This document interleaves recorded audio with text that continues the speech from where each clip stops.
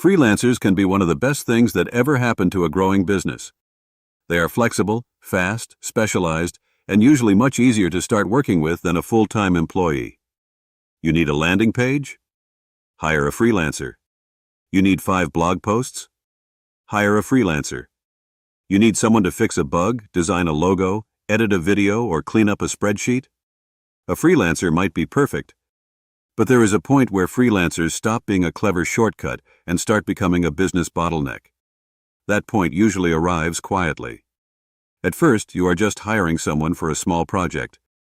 Then you hire them again. Then every week. Then they are in your Slack. Then they are attending team calls. Then they are handling customers, internal systems, sales follow-ups, operations, or sensitive company data. And one day you realize something uncomfortable. This person is basically doing the work of a team member, but the relationship is still structured like a temporary project. That is when you need to ask a serious question.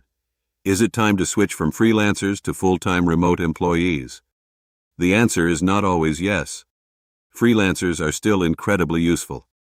The mistake is not using freelancers. The mistake is using freelancers for work that actually needs ownership, consistency, and long-term accountability. So, how do you know when it is time to switch? The first sign is frequency. If you only need help once in a while, freelancing is probably the right choice. But if you are assigning the same work every week, you may not be buying a project anymore. You may be filling a role. For example, hiring a freelance designer for a launch campaign is different from needing design work every single week for ads, social media, emails, landing pages, and brand assets. At that point, you may need a remote designer who understands the business deeply. The second sign is repeated briefing. If you keep explaining the same things over and over again, your audience, your brand voice, your tools, your process, your expectations, that is a hidden cost. It does not show up clearly on the invoice, but it takes time and energy from your team. Full-time employees build memory. They remember what worked last month. They understand why a customer complained. They know which campaign failed. They learn the internal logic of the business. Freelancers can absolutely learn your business too, especially long-term freelancers.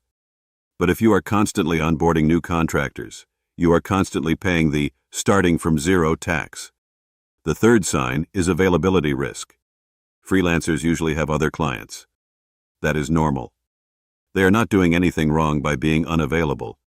But if your business cannot function when one freelancer is busy, you have a dependency problem. If sales follow-ups stop because your freelancer is offline, or customer tickets pile up because a contractor is booked, or product updates stall because your developer has another client deadline, then your company may need someone dedicated.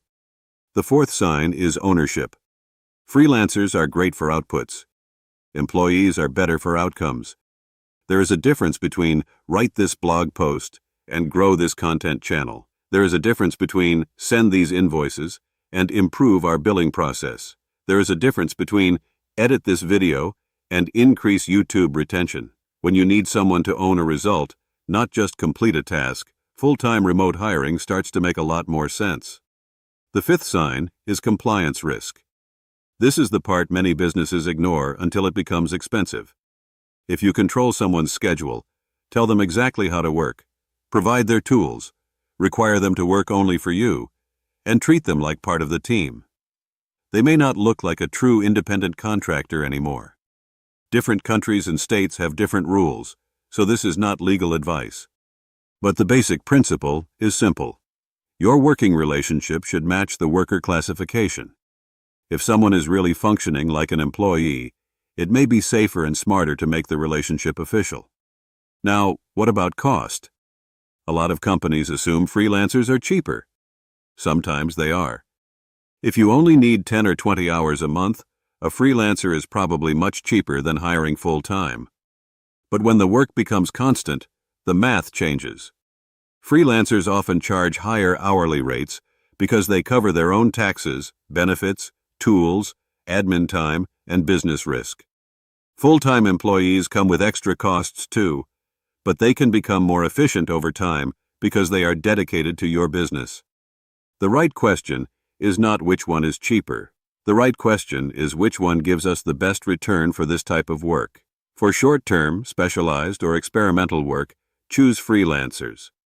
For recurring, mission-critical, operational, or customer-facing work, consider full-time remote employees. The best companies usually use both. They build a core remote team for ownership and keep freelancers for specialist projects. So how do you make the switch? Start by auditing your current freelancers.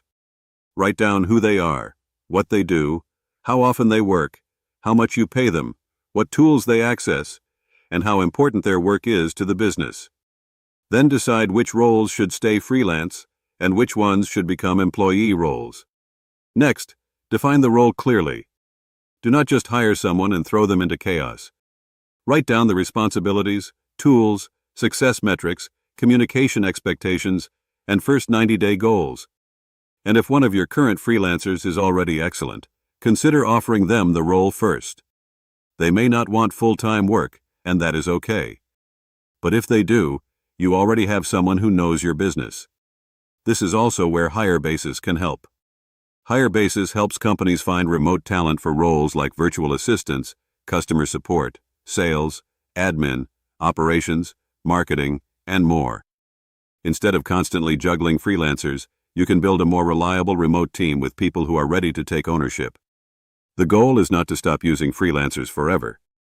The goal is to stop using freelancers for work that deserves a real seat on the team. So if your business is growing, your freelancers are becoming essential, and your team needs more consistency, it may be time to make the switch. Not because freelancers are bad, but because your business has outgrown the temporary solution.